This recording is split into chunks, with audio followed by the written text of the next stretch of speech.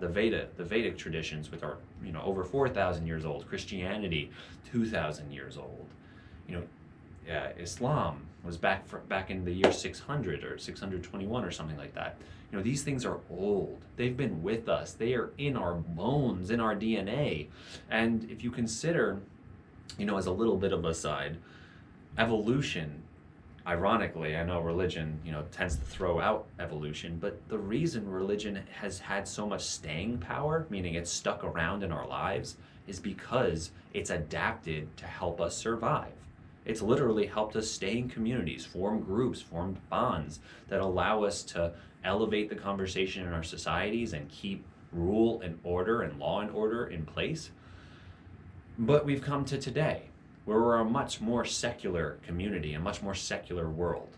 And for religion to give you that mystical experience, it may not be something that you connect with, but let me tell you a story.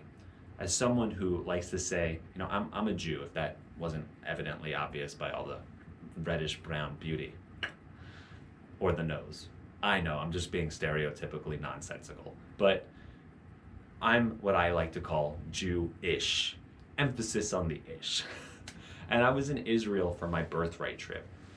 And this experience really set me off on a journey to create what I now call live feedback. And that's the body's inner guidance system. But before I had any clue about what live feedback is, or before I had any clue about even mystical experiences, I was sitting at the Wailing Wall, which is this wall that is the last remnant of the last temple that was built, hundreds of thousands of years ago. Or hundreds or thousands of years ago, I don't remember. And when I'm sitting there, I'm looking at all these other, much more Jewish people than me who are davening or praying. So they're sitting there with their prayer books or standing there and they're, reciting prayers and they're moving back and forth and they're doing their thing. And I had no idea what to do. So I sat down and I closed my eyes and I did the only thing I knew how to do. I started chanting, Om, Om. And immediately I was taken outside of myself, but pulled into myself. There was an energy in the air. It gives me goosebumps just thinking about it now. I was in this moment surrounded by my deceased grandparents in my mind's eye. It was almost as if they were just there with me and standing on all corners of me. And they say, I hear their voices in my head even today. Welcome home, child. Welcome. We are so proud of you for receiving your birthright. Now I know you might be thinking, Jordan, that's just your ego or your crazy nonsense that's just talking to you. But for me, it was a mystical experience. For me, it was so moving. I literally was brought to tears. I could not handle it. There was so much coming up in me. There was shockwaves of intense emotion. That's how I knew that I was in this experience. That's why I set out on a journey to figure out what I was experiencing.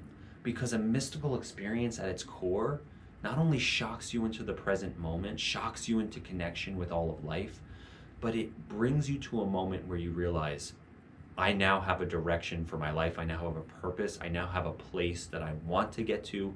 It gives you direction. And, in the Bible, religion, without vision, ye will perish. And mystical experiences force that vision upon you and bring you the clarity that you need for your own life. That's why religion is super special to me, not because of all the rules and all the craziness that's in it and all the people who have been killed because of it. No, religion is special to me because it actually has encoded in it and sacralized. It's made sacred these spaces.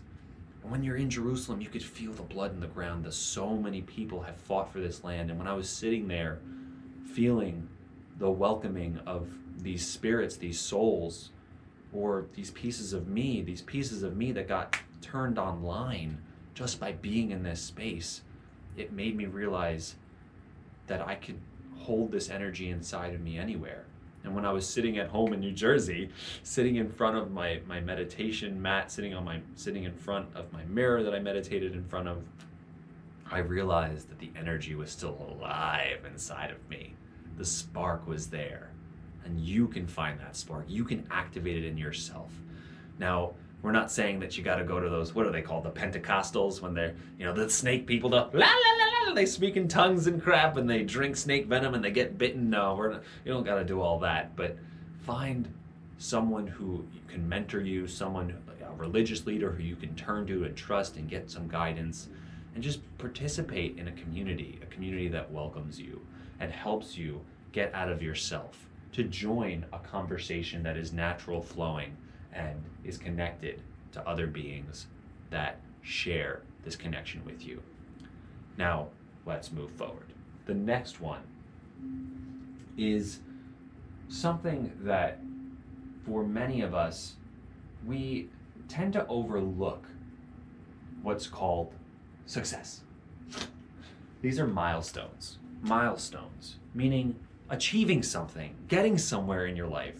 There are so many people in this life who, great things happen to them and they just overlook it.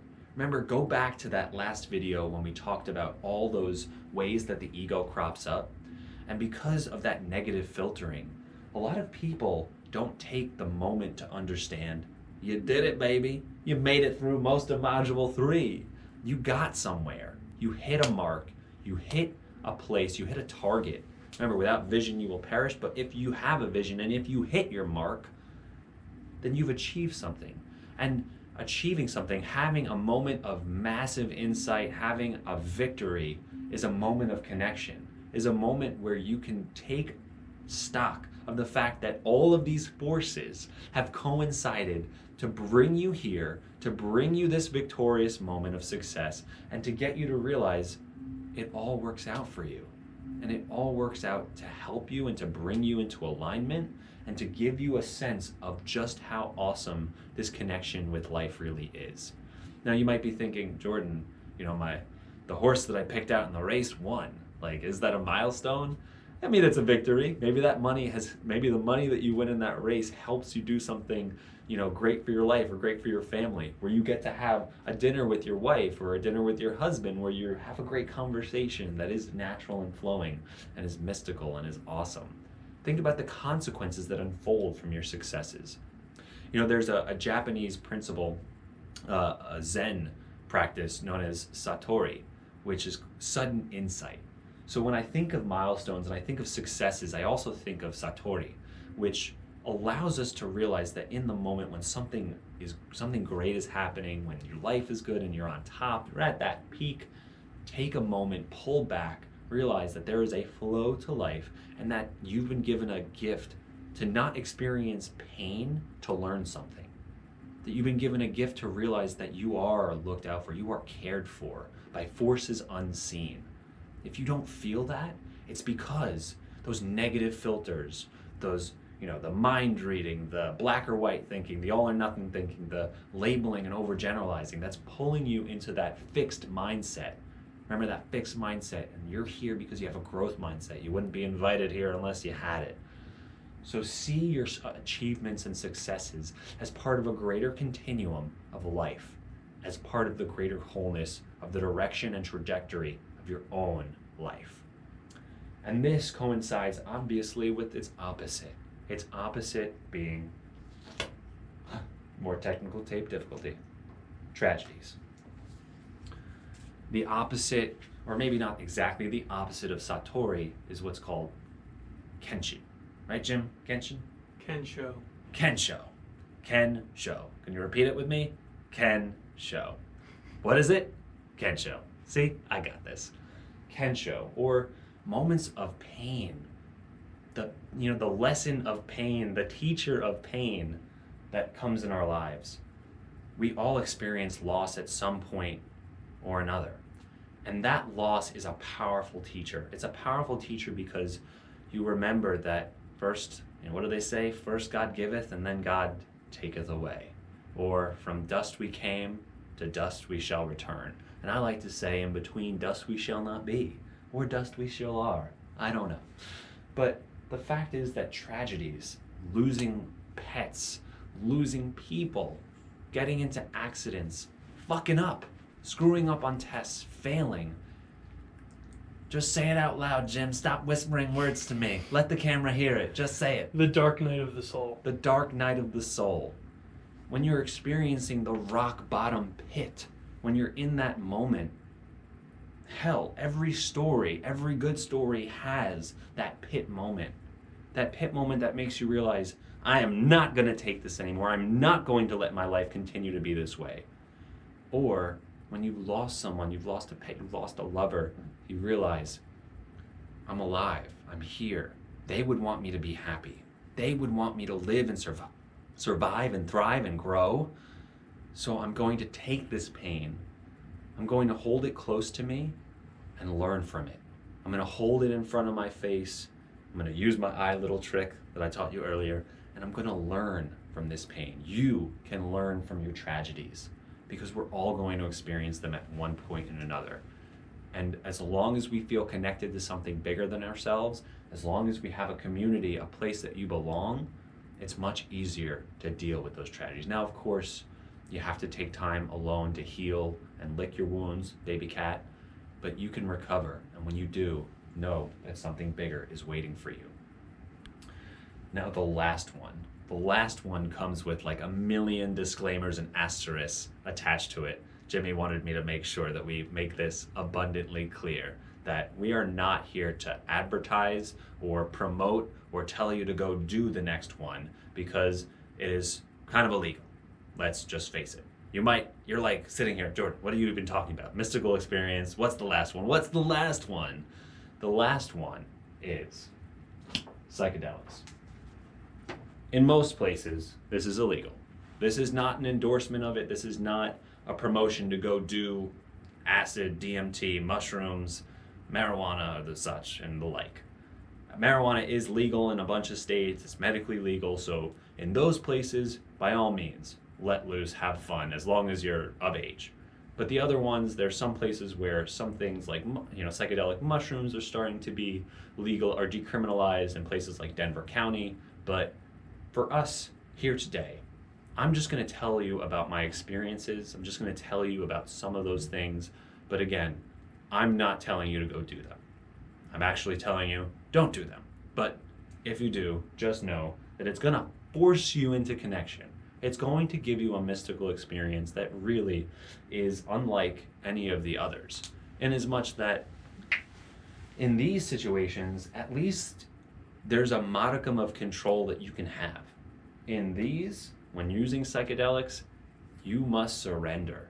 You surrender to the control that you don't really have in those states.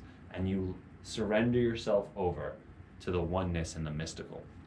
Now, let's get a little bit even under the hood here, a little bit into the weeds. When people have their brains examined, when they've been expert meditators, so let's put the expert meditator brain under the microscope. What do we see? We see that the ego, the thing that sits in that left hemisphere, or the left frontal lobe, the left prefrontal cortex that gets distributed through thoughts throughout your life and your brain, that shrinks with expert meditators. Not only does it shrink, but the way that those brains are flowing in relation to thoughts is completely different. And those brains are experiencing reality, seeing things as they are, not putting labels or boxes on things, and just experiencing. And what do you notice when psychedelic brain is under the microscope? You notice that that part of the brain, that ego part, actually quiets. It's not going to shrink overnight, but it quiets.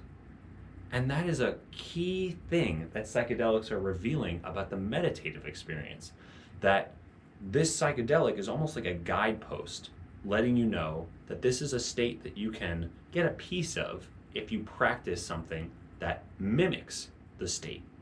Do you follow? You have to practice something that mimics. That what? Mimics the practice, the psychedelic experience.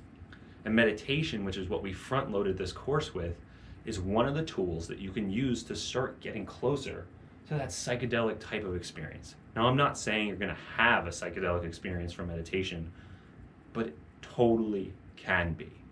And that's why we gave you the tools and are giving you the tools now to understand what it can do for your life and how it can completely transform the relationship that you have to your own thoughts. So psychedelics, whether it's MDMA, psilocybin mushrooms, LSD, and the like, these are quieting that part of the brain, but they're also turning on connections between other things in your brain, allowing that creativity to flow. And they're turning on this piece of you that immediately feels connected. There's a part of the brain where you actually can feel other people in the room with you.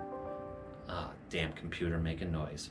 You can feel other people in the room with you, even though no one's there. And when this part of the brain is stimulated, you'll feel like a presence with you.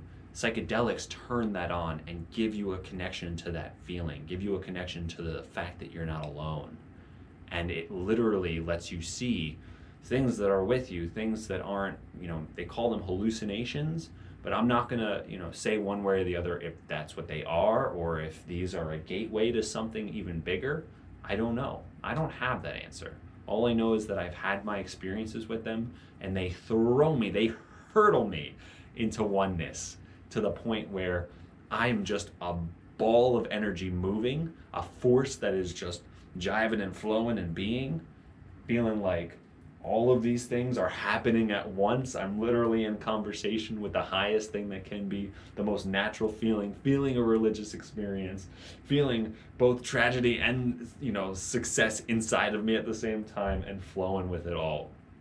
Psychedelics do that. They change the brain chemistry to immediately reflect that meditative, supreme oneness state. Now, are all psychedelics going to do the same thing? No. Do some give people bad trips? 100%. Which is why, again, do not go do psychedelics, especially if they're illegal and especially if you're underage. If you're going to do them in a clinical setting, if you're going to do them in an environment that is safe, well, that's up to you. Choice is always yours, baby. So that is psychedelics. Psychedelics and what they do, they force you into oneness, they force you into connection, and they force you to examine thyself.